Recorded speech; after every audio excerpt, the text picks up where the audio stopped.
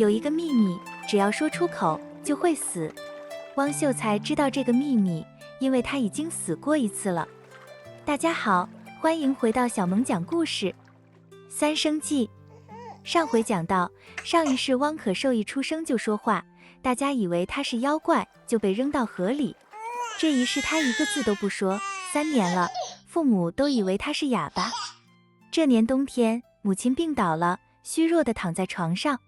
汪可受握着母亲冰冷瘦削的手，娘这个字在喉咙里翻腾，但他咬住嘴唇，硬生生把那个字憋了回去。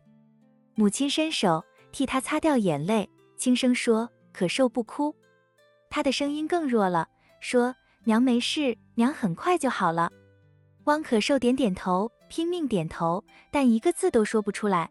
泪水模糊了视线，他看到母亲的脸，看到她努力撑着的笑容。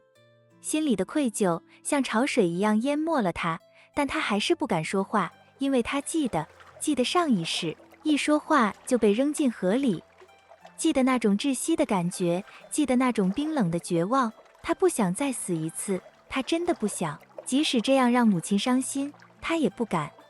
春天的时候，母亲的病好了，但她瘦了很多，走路都有些吃力。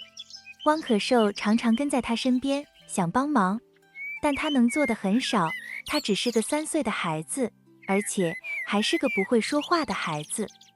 村里的孩子有时会在晒谷场上玩，汪可受也想去，他想跟他们一起玩，但那些孩子看到他就笑了起来，大声地说：“哑巴来了。”其他的小孩也一起起哄地说：“哑巴，哑巴。”他们围着他，指着他，笑得很大声。有个年纪大一点的孩子推了他一把，说：“哑巴，你说话啊！”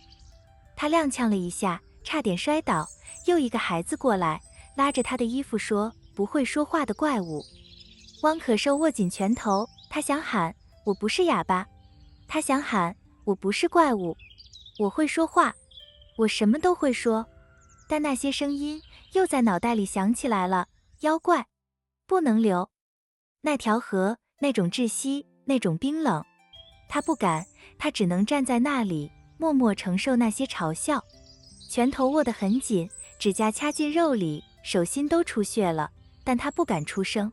最后他转身跑了，跑回家，躲进房间，把门关上，趴在床上，哭得全身发抖，但没有发出任何声音，连哭都是无声的。那天夜里他又醒了，隔壁房间传来说话声，是父亲和母亲。母亲哭着说：“都怪我，是不是我怀他的时候做错了什么，吃错了什么？”父亲叹着气说：“不是你的错，这是命。”母亲说：“可是这孩子明明很聪明，你看他的眼神，什么都懂，就是不能说话。”他停顿了一下，哭得更厉害了。他说：“他以后怎么办？娶不到媳妇，考不了功名，连个说话的人都没有。这孩子这一辈子该怎么过啊？”父亲没有说话，只是叹气，很长很长的叹息。汪可受躲在被子里，眼泪又流了下来。他想冲出去，他想抱住父亲母亲，他想喊：“爹，娘，我会说话，我什么都会说，我可以考功名，我可以娶媳妇，我不是哑巴。”但他想到上一世，想到那条河，想到那些人惊恐的眼神，妖怪，不能留。他硬生生把话咽了回去，被子湿了一大片。他咬着被角，哭到快要窒息，但还是不敢发出声音。就这样，又过了1年，汪可受4岁了，他依然一个字都不说，父母也渐渐习惯了。他们不再期待他说话，他们教他用手势表达，教他在地上画字。父亲在书房教学生读书，汪可受常常坐在门口听，那些文章，那些诗词，他都听得懂，而且他全都记住了。他发现自己好像天生就懂这些，那些字，那些文章，好像一直就在脑袋里，但他不记得是从哪里来的，他也不敢表现出来，他只能安静地坐着，安静地听着，假装自己什么都不懂。这天下午，父亲在书房里写文章，汪可受像往常一样坐在院子里玩石子。过了一会儿，听到父亲在里面走来走去，脚步声很烦躁。父亲自言自语：不行，不行，这一段不对。又过了一会儿，父亲走出来对母亲说：我出去走走。母亲点头：去吧，别想太多。父亲穿上外衣离开了。汪可寿坐在院子里，看着父亲的背影消失在巷子尽头，然后他看向书房，门半开着。他站起来，走过去，站在门口。书桌上摊着一张纸，纸上写了一半的文章，墨迹还没干。汪可寿走进去，看着那篇文章，他读了一遍，又读了一遍，脑袋里忽然有什么东西动了一下。那些字，那些句子，好像他一直就会。他伸手拿起桌上的笔，笔握在手里，那种感觉很奇怪，手好像知道该怎么握。3根指头自然而然地摆在正确的位置。他从来没握过笔，但手好像自己就会。他蹲下身，在地上试着写一个字。天。笔尖划过地面，一个字出现了，工整的、清楚的字。他愣住了。我怎么会写字？他又写了几个字。地、人、心，每一个都写得很好。汪可寿放下笔，看着地上的字，心跳得很快。我怎么会这些？我从来没学过，但为什么好像一直就会？他闭上眼睛，脑袋里有很多东西，很多字，很多句子，很多文章，全都在那里，清清楚楚的。但他不记得是从哪里来的。他睁开眼睛，看向桌上那篇写了一半的文章。他又读了一遍，然后他看到了问题，这一句不顺，那一段不对。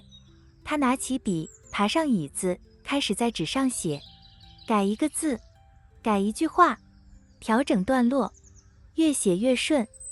脑袋里的那些文章，那些句子不断地涌出来，手跟着写，一笔一画，工整而流畅。他忘记了时间，忘记了周围的一切，只是专注地写着，写着，写着。不知过了多久，他放下笔，看着纸上的文章，写完了，而且写得很好，他自己都有些不敢相信，这真的是我写的吗？门外传来脚步声，父亲回来了。汪可寿心里一惊，想跑，但已经来不及了。父亲推门进来，看到他站在书桌前。父亲问说：可寿，你在书房里？然后父亲看到了桌上的文章，他走过去，拿起那张纸看了一眼，然后整个人愣住了，脸色慢慢变了，从困惑到惊讶到震惊。他喃喃自语：这是谁写的？父亲抬起头看着汪可寿，又看看周围，问道：刚才有人来过吗？汪可寿看着父亲，喉咙一紧，他知道这一刻他必须说话了，他不能再逃避了。汪可寿小小声地叫了一声：爹。4年来第一次说话，他继续说：是我写的。声音很轻，但很清楚，清清楚楚。第5章，谢雨。父亲手里的纸掉在了地上，他愣在那里，整个人像被雷劈中了一样，嘴巴张着，说不出话来，只是盯着汪可寿，眼睛睁得很大。那双眼睛里有太多东西，震惊、不敢相信，还有泪水。时间好像停住了，房间里安静得可怕，连呼吸声都听得清清楚楚。汪可寿站在椅子上看着父亲，喉咙发紧。他说了，他终于说了，4年来第一次说话。会死吗？他会不会又被当成妖怪？会不会又被扔进河里？他的心跳得很快，快得好像要从胸口跳出来。忽然父亲动了，他蹲下来，张开双臂，紧紧抱住汪可寿，抱得很紧很紧。父亲的声音在发抖：可寿，你会说话了，你真的会说话了。声音里是哭腔。汪可寿愣住了。父亲在哭吗？他感觉到父亲的肩膀在颤抖，感觉到温热的泪水滴在他的脖子上。他小声说：爹。父亲抱得更紧了。他一遍又一遍地说着：我的孩子，我的孩子。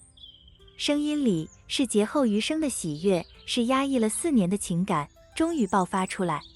汪可受的眼泪也流了下来，他抱住父亲的脖子，哭了起来。这一次他没有压抑，他放声哭，哭得很大声。4年来第一次放声哭，父子俩抱在一起，哭了很久很久。过了很久，父亲才稍微平静下来，他放开汪可受，退后一步，看着他，用袖子擦了擦眼泪，说：你刚才说什么？声音还在颤抖。你说这文章是你写的？汪可受点点头。父亲看看他，又看看桌上的文章，然后又看着他，好像还是不敢相信。父亲继续问：可受，你会写字？这真的是你写的？汪可受又点了点头。父亲深吸一口气，拿起一张新纸，手在颤抖，纸都拿不稳。父亲说：那你再写一遍给爹看。他把纸放在桌上，往后退了一步，眼睛紧紧盯着汪可受。汪可受拿起笔，在纸上写了一句话。他写：爹，是我写的。字迹清秀，笔法熟练。父亲盯着那行字，看了很久很久，久到汪可受以为他不会再动了。然后父亲忽然又冲上来，再次抱住他。我的孩子，我的孩子，他不停地说着，声音哽咽。母亲的声音从门外传来：怎么了？怎么了？他听到哭声，跑了进来。母亲问道：出什么事了？他看到父亲抱着汪可受，2个人都在哭。他冲过来说：可受，可受怎么了？是不是哪里受伤了？父亲转过身，脸上满是泪水，但在笑，笑得像个孩子，笑着说：他会说话了。母亲愣住了，不可置信地说：什么？你说什么？父亲指着汪可受说：他会说话了，他刚才叫了我爹。